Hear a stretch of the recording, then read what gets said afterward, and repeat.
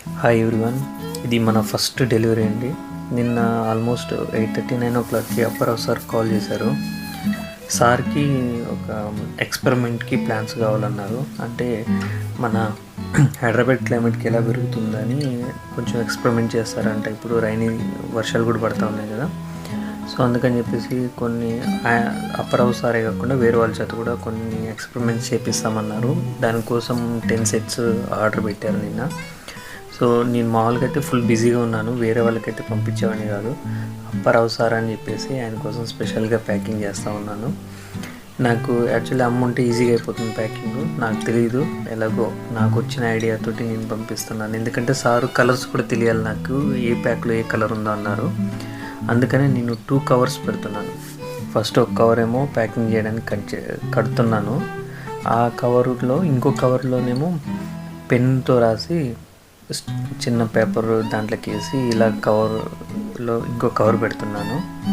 So ఈ idea బాగుందా, మీకు నచ్చిందా? ఒకవేళ మీకేమన్నా వేరే ఐడియాస్ ఉంటే చెప్పండి.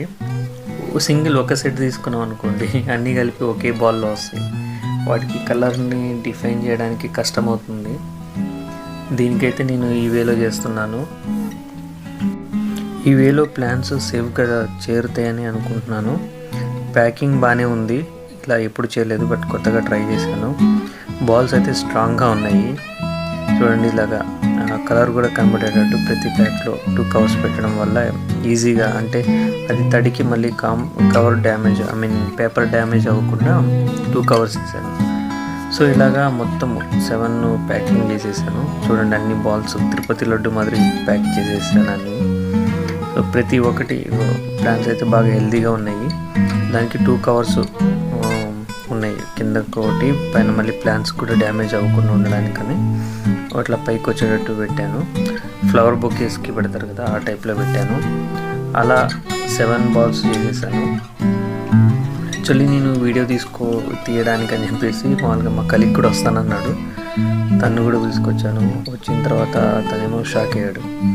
బ్రో, మీరేమో ఇన్నోవేషన్ ప్రాజెక్ట్లో ఉన్నారు, అంత బిజీలో ఉండి కూడా మళ్ళీ ఇలాంటివి కూడా చేస్తూ ఉన్నారా మీరు అన్నాడు.